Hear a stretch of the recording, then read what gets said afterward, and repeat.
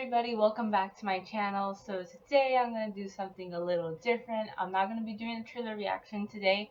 Instead, I wanted to do a discussion, I guess you could say, about the latest Marvel film, Black Panther, Wakanda Forever, which I thought was a really good movie. Not as great as the first movie. I think the first movie that came out back in 2018 is still a little bit, to me, in my opinion, it's a little more special. But this one was good. They did a really good job, especially considering the fact that they lost their most beloved lead actor, Chadwick Boseman, who plays King T'Challa, aka Black Panther. So a lot of fans were wondering how they were gonna tackle this. How are they gonna do a Black Panther movie without the lead character, the lead actor? Um, However, Ryan Coogler, he's a very talented director. He knew what to do, and you could see it in this movie. You could see how he pays tribute to the loss of Chadwick Boseman and to the character he played as well, T'Challa, Black Panther. So, it was heartfelt. It was heartfelt. Again, then you could go into the discussion as to should they have recast it, should they have not. It's a very complicated discussion, one that I won't get into that much in this video. Um, I'm not gonna lie, even when the movie was over, as I said, I thought it was a good movie, but you can't help yourself but wonder, what if they had recasted T'Challa? Would this have been a very different movie?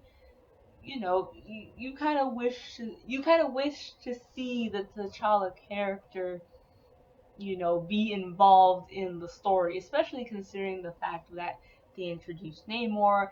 I mean, yeah, you get your. Again, this is gonna be a spoiler-filled video, so if you have not seen it, click away. Don't watch this video. But if you don't care about spoilers, then that's on you.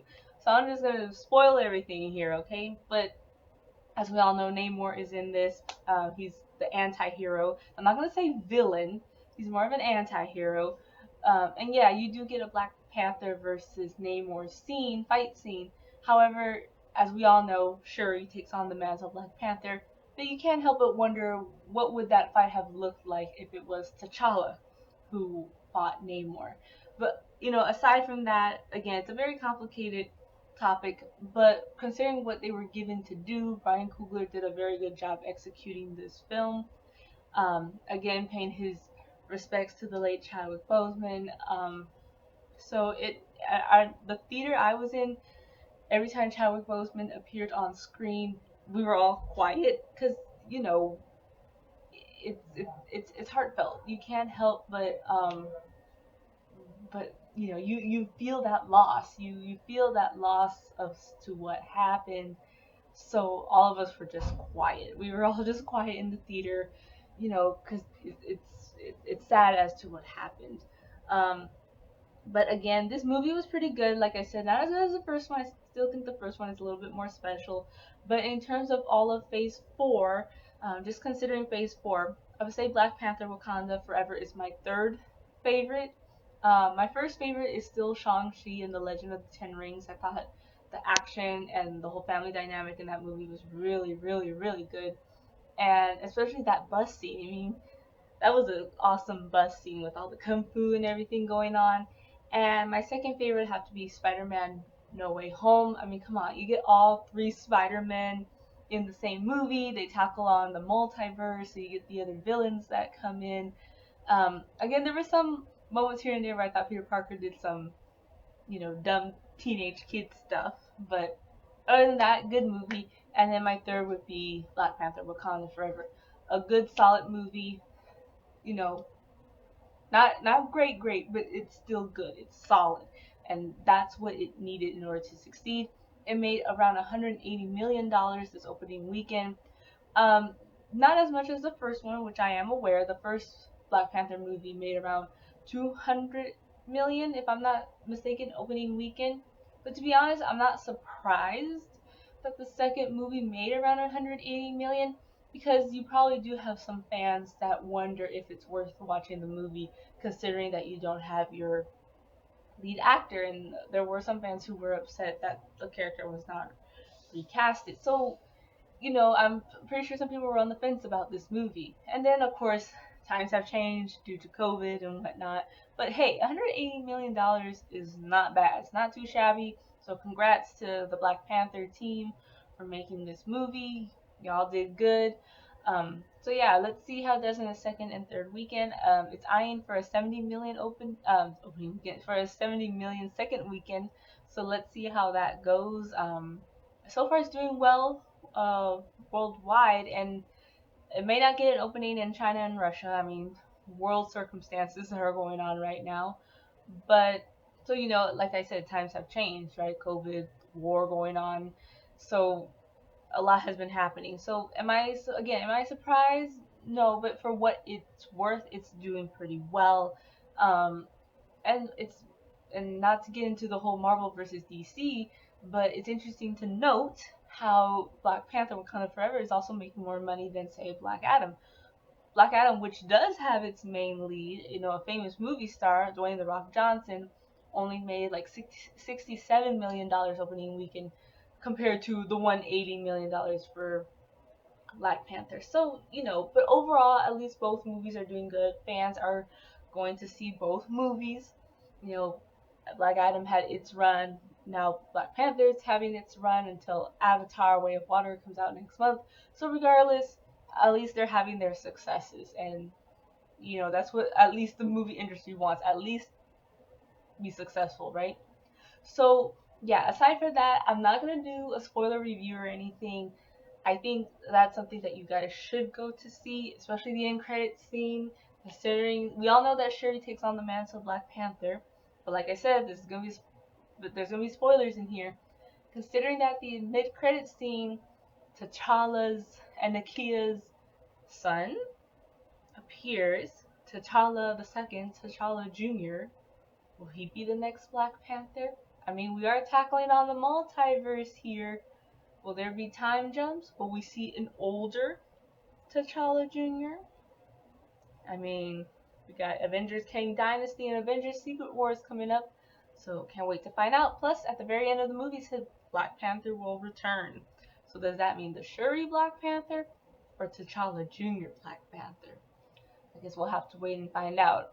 But aside from that, like I said, I'm not gonna go into the whole spoiler review as to, what happens and, from point A to point B and all that stuff. No, I want to talk about a specific scene of two specific characters that really caught my attention, and I don't know why. I even thought to myself, should I even make a video about this? Should I? Should I? Is it worth my time? But I feel like I have to talk about it. Okay? You guys already saw the title. You know what's coming. You tuned in. You clicked. Okay? You clicked. So get ready for this discussion. Tell me that y'all did not see the chemistry between Princess Shuri and Namor in Black Panther Wakanda Forever. Did y'all see what I saw? The Again, you guys clicked. We're having this discussion. Dude, dude, there was a lot of there were some moments. There was some moments, there was some sparks. I'm not gonna lie. There was. I remember seeing the movie for the first time. I saw it once, but it's still fresh in my memory. Alright? And I still can see when Namor took Shuri basically on a whole new world magic carpet ride through his underwater kingdom of Talokan. I hope I'm pronouncing it right. They were with the romantic music in the background and both of them looking into each other's eyes with awe. I'm just like, what is going on here? Am I seeing something? Am I seeing something? Am I the only one who's seen this? And it turns out I'm not the only one, because I've checked on other websites and social media, and there's some other fans who saw it too. So it's not just me, right? So let's break this down. Let's talk about why this is becoming a thing. Why is this now becoming a ship, a new ship for fans between Shuri and Namor? I mean, to start off, it's the classic cliche trope that many fans enjoy watching, and that is the whole enemies to lovers. Yep, the whole enemies to lovers trope. The classic Romeo and Juliet. You know, two people from different worlds that can't be together, and they're on opposing sides, yet those are the two that will do their best to bring their nations together. It's something that we have seen many times before, but yet it's so popular. And not only that, it also has a Beauty and the Beast element, which, funny enough, that is what Riri Williams, when she is also taken prisoner with Princess Shuri, and they're both in that underwater cave. Riri Williams, aka Ironheart herself, quotes Beauty and the Beast. She specifically says those words to Shuri.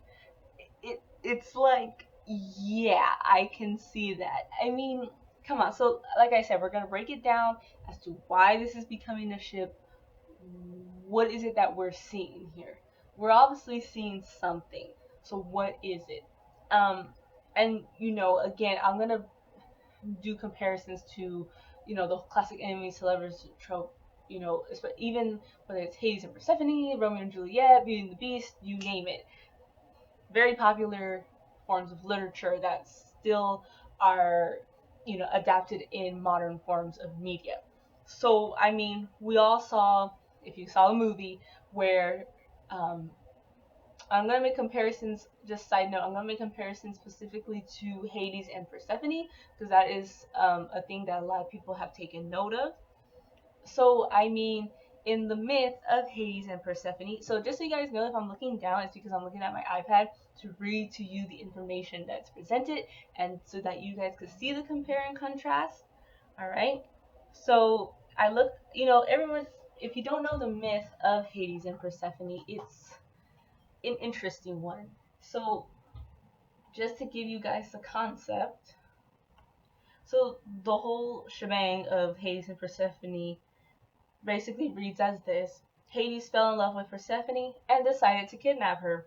The myth says that in one of the rare times he left the underworld, he traveled above ground to pursue her while she was gathering flowers, yada yada yada. So, the whole point is that Hades fell in love with Persephone, he kidnapped her, she was basically, prisoner, and over time, she fell in love with him, and yeah, there's that whole concept, right? So it's about love, it's about abduction, very toxic relationship. It is, and yet it's something that still fascinates readers. Why is this story so popular, right? So again, and that's kind of what you see in this movie, except in this case, when Shuri and Okoye and Riri Williams are trying to defend themselves against the the Talokan, Atlantean people. Shuri is willing to go to the other underwater kingdom to see Namor. She's willing to go in order to protect Riri Williams. So that's the only difference. She was willing to go. So she let herself be taken, right? Aside, in the difference that Persephone was like full on kidnapped by Hades. So there you have the start of the story where the girl is taken from her family to this man, right? That's the first part of the story. The second part of the story is in terms of the mother trying to find her daughter. You have Queen Ramonda of Wakanda trying to find Shuri. That's where Angela Bassett, who a lot of people are hoping that she wins that Oscar due to her performance in this movie. She was spot on. You know, scolds Okoye back at the palace and says, my entire family is gone. Have I not given everything? So she's desperately trying to find her daughter, which in the Greek myth, Demeter is trying to find her daughter Persephone, right? She's trying to find her and, desperately just wants to know where her daughter is. And funny enough, just as Queen Ramonda sends Nakia to find Shuri, Demeter sends Hermes to find Persephone, right? So already right there, those are the similarities that we can see. Okay? Now, while Shuri is with Namor and Talokan, right, in this underwater kingdom, kind of like how Persephone is in the underworld with Hades. At first both girls are kind of like on the fence, but over time they slowly start to see the other person's point of view. So this is where things get interesting. And I'm going to read from this article from Vulture. I'll put the link down in the description below, which does explain as to what like the chemistry that we saw between Shuri and Namor. So this is very interesting. Here we go. So in Talokan, Namor and Shuri grow close as Wakanda Forever introduces all the elements of a marriage pact storyline. First, he gives her a traditional outfit to wear. Yeah. And that's the part where Riri Williams tells Shuri, like don't put that dress on, this is like Beauty and the Beast. I mean, the fact that they had Riri Williams say that, Beauty and the Beast, which, in a sense, it's a girl being, in a sense, willing to stay hostage for this beast,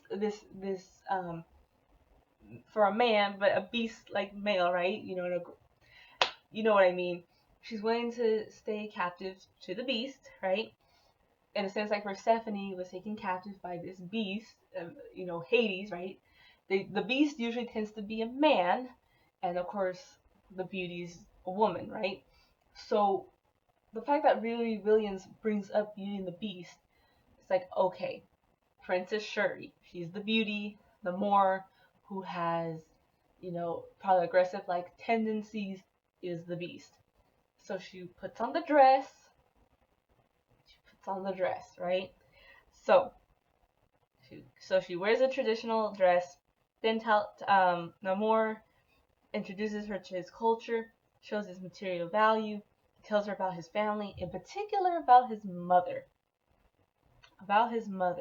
He respects strong woman, wink wink, according to Vulture, and compares their experiences of familial loss. Yeah. There's always something that they could bond on. I mean, if you guys have seen like other enemies to lovers storylines, whether it's, I don't know, I know Raylo's a popular one. I was never a big fan of Raylo, but I know that they bonded over lost. Like for example, both of them knew Han Solo and Luke Skywalker and all that other stuff. For me, the biggest one here in terms of bonding over loss is the best enemies to lovers ship out there, Zutara, where both characters, Zuko and Katara, bond over the loss of their mothers. It's always the mother, bond over the loss of their mothers in that crystal cave in the episode The Crossroads of Destiny. So you guys can argue with me all you want about Zutara. That one is the best ship out of enemies to lovers. Just my opinion. But that's a video for another day. Alright. Then he mentions fighting off the Spanish, the conquistadores, right? And this is where it gets more interesting. Okay? The fact that he takes her on a tour of his underwater kingdom, like an Aladdin magic carpet ride style tour, according to Vulture, he's literally immersing her in his people's technological advancements and unity with nature. When talking to a nationalist genius like Shuri, what is more flirtatious than explaining how you crafted a sun for your people out of vibranium? I mean, it's the way it plays out in the movie you know, they give each other those lingering glances. There's the music or the song called Kona Brisa, and if you read the lyrics of that song, it has some romantic undertones. Again, they didn't have to put that song in there. They really didn't have to, but they did. So, if you don't want people to ship them, if you don't want me to show interest in this potential ship, what they could have done is had Namor be really scary, really creepy, have both Shuri and Riri, be threatened by Namor, and, end it like that. They didn't have to add all this extra romantic undertones and fluff. But they did. They did. And it gets more interesting. It really gets more interesting. The fact that you see Shuri's widened eyes with wonder when she realizes that, you know, she's the first land dwelling person Namor has ever taken to Talokan. Which again, I'm gonna bring up Zutara. Katara is like the first person to ever touch Zuko's scar. It's one of those things where the Beast is willing to let the beauty, they're willing to get close. They're willing to bond. It shows that the Beast trusts this beautiful girl. Um, so there's that, right? It's oh my god, it's like it's there. It is there. So that happens. So let me see. Let me see. Okay. So it gets more interesting here, where you know Wakanda forever mimics the beats of star-crossed lovers when setting up Namor and Shuri's dynamic. Their similar royal lineages, but different worlds. The disapproval of Shuri's mother and Namor's highest advisors, right? Who frown at how much time the two spend together. How often Namor leans in really close to tell Shuri something. The fact that they suffer losses on both sides because of their oh my gosh, I can't say this word, because of their relationship there. I'm going to say it like that. Including the death of Queen Ramonda complicates their dynamic more, which I'm going to get to in a little bit because I know some people are on the fence with this ship due to the fact that Namor is responsible for the death of Shuri's mother. But I'm going to get to that. But what's more Romeo and Juliet than that? I know I'm kind of rambling here, but you can't deny that you see those romantic undertones. With Namor and Shuri, you see the comparisons of you know, the girl being taken away by this mystery type of man, which is like Hades and Persephone, Beauty and the Beast, right? They can't be together because they come from different worlds, which is basically like and there's also misunderstandings like Romeo and Juliet. They can't be together because they come from two different families. It's so there. And again, we've seen this in other modern forms of media, whether it's Raylo, Ray is part of the light side of the Force, while Kylo Ren is part of the dark side of the Force. People don't understand how those two could ever be together, but somehow they're able to bond through the Force. Zuko and Katara, I know they didn't end up together in Avatar, but why does it have such a popular fan base, right? You see those kind of underlying tones, it's subtext, right? It's subliminal messages. It's not direct. They're not directly saying like, oh, these two are gonna fall in love and hook up. No, but you see something, you sense something, you see the subliminal messages. And with a couple like Zuko and Katara, which I am aware sadly they didn't end up together, but the reason why so many people ship them is because of those romantic undertones. The fact that Zuko lets Katara touch his scar, the fact that they bond over the loss of their mothers, right? They come from two different warring nations, and they're polar opposites, right? So, and the fact that they even when they fight, there's chemistry, which even Namor and Shuri, they fight at the very end. Rey and Kylo Ren, they fought throughout all three movies, right? So it's like them fighting is basically them. It's like that's how they express their love. Basically, it's the whole it's the enemies to lovers cliche, and people are here to eat it up. Basically, now the only thing that makes this ship on the fence is the fact that Namor is responsible for killing Shuri's mother when he sent those water explosives through the palace. I don't know how you can redeem that. So to be honest, I can understand why some people don't ship Shuri and Namor, and that is a total valid reason. That does not excuse Namor from doing that. You know, to be honest, I was kind of upset that that scene happened because it's like, man, what could have been kind of thing. And it's funny because even Namor says it to Shuri in the movie. We could have ended up differently or something like that, or this could have been different, something like that. He says that to her, but it's just like, man, you had to step over that boundary, bro. Now I feel like now because of that the ship sunk. I'm not gonna lie, I just feel like, man, they had to go there. But I can't help but wonder. I don't think Shuri is gonna be all gun ho about Namor. She still feels that revenge against him, except that she was willing to then show empathy to him at the very end, thanks to the memory of her mother. However, on Namor's case, on his side, I could see him still probably showing or having feelings for Shuri, especially considering the fact that he drew that or painted that mural in his grand bedroom where it shows him fighting the Black Panther, and he even tells his cousin Namora that the Black Panther is very powerful. So he sees Shuri as an equal, which is funny because even in these enemies to lovers storylines, the male character does tend to see the female character as his equal. You know, Kylo Ren versus Rey, Zuko versus Katara. They do tend to see themselves as equals.